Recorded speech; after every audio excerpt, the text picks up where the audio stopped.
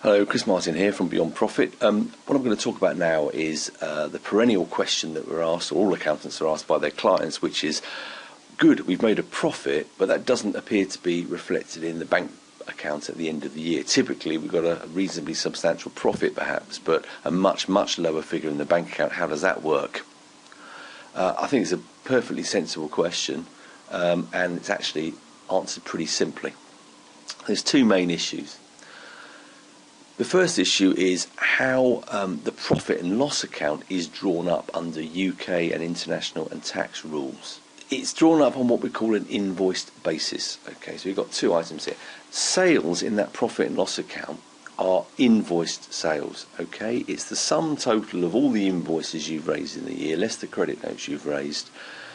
Irrelevant is whether you've been paid or not for those invoices. Okay, whether you've received that money has nothing to do with the profit and loss account. It's purely an invoiced thing. Similarly, the expenditure. The costs shown in your profit and loss account are invoiced costs.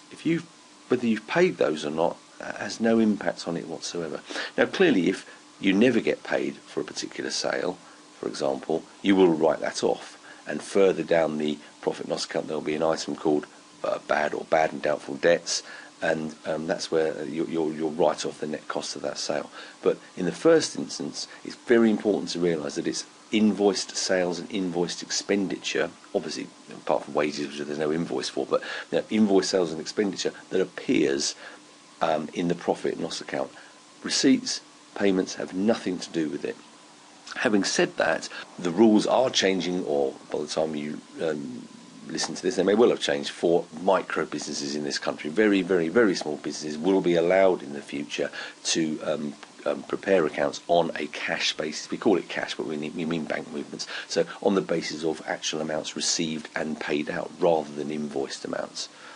So we'll have to see how that goes. But that's the first reason why there's a discrepancy, because you can see quite logically, if you have a very good year, in other words, if you generate a lot of sales invoices, your profit and loss account under these rules will show potentially a nice fat profit. If at the end of the year none of those debtors have paid you, you haven't received any of that money, then your bank account could be in substantial overdraft, couldn't it? So there's a massive difference between those two things, and that's why that is, because one's on an invoice basis, one's obviously real cash.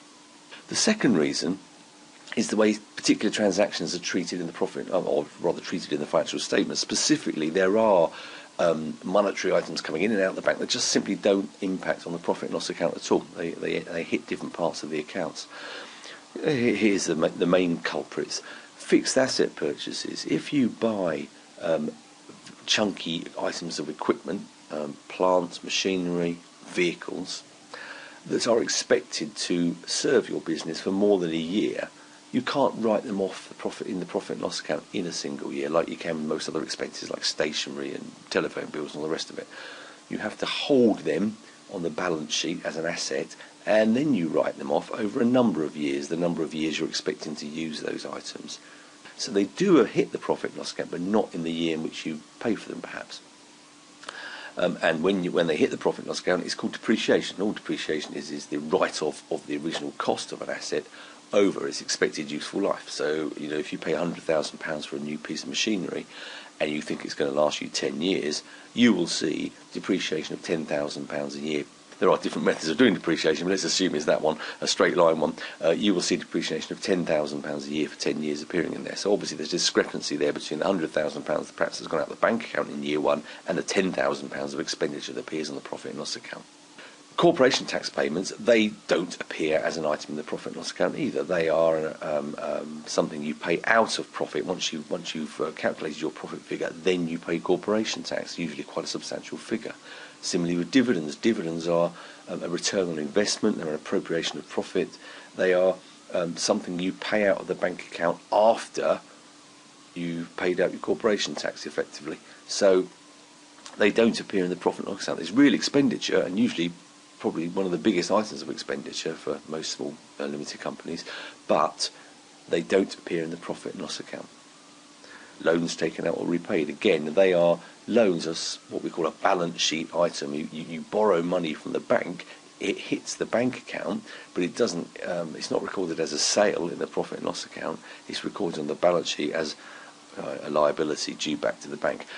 That, together with some of this other stuff, is slightly esoteric. I think you have to perhaps understand double entry bookkeeping to really get to grips with it. But for the purpose of this video, the thing to remember is these are the main items that will affect the bank account but aren't included in the profit and loss account.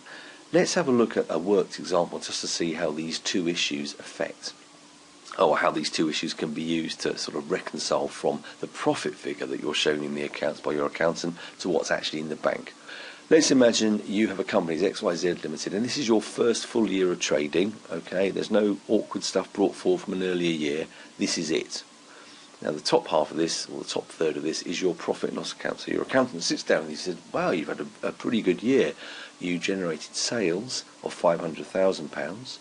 You had costs of £275,000, resulting in a profit of £225,000. Excellent, well done, very good. But your bank account is £10,000 at the bottom there. Why? Well, it's because, first of all, your profit and loss account is prepared on an invoice basis. At the end of the year, the reality is your customers, of those £500,000 of sales, you were still owed £175,000. They hadn't paid you. So if you want to get from the profit figure to the bank figure, you've got to knock off that £175,000, haven't you? Because you haven't received it yet. Similarly, you owe suppliers £55,000 of that £275,000. So you can add that back on. There are invoices you hadn't paid at the end of the year, so you add that back to profit. That gives you a putative bank balance of perhaps £105,000. That's good. Is that what's there? No. £10,000 is what's there. What's the difference? Well, we then paid ourselves as directors. We paid ourselves drawings or dividends. It's effectively the same thing for the purposes of this illustration, of £80,000. And then we also bought a machine in the year. Now that hasn't affected the profit and loss account. That's on the balance sheet somewhere. There may be some depreciation in that cost figure at the top there, but the actual cost of the machine was £15,000. That's what went out the bank. Do the maths. You end up at the bank balance of £10,000.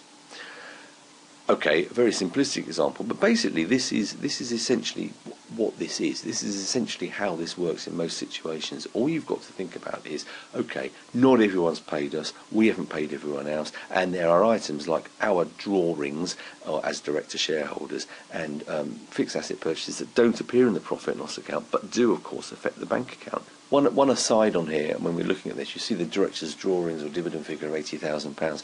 This is specific probably to most UK small businesses, where what we do for tax purposes is pay a very small salary and a much larger dividend. You can see my associated video on that very subject on this website. It just so happens that, I won't bore you with the reasons, but the salary part is a deductible expense in arriving at net profit. The drawings part, or the dividend part, is an appropriation of that profit. It's not deductible in arriving at it in the first place. Therefore, it doesn't show in the profit and loss account. Don't worry about the reasons, but that's the way it is, and that will apply to most small businesses. Hopefully, that sort of explains it reasonably simply. It's not rocket science. It's common sense really, but it just needs an understanding of how accounts are prepared and how some items are treated within those accounts. Hopefully that's helped. If you have any more questions or want a bit more information, please don't hesitate to give me a call. Cheers, thanks, bye.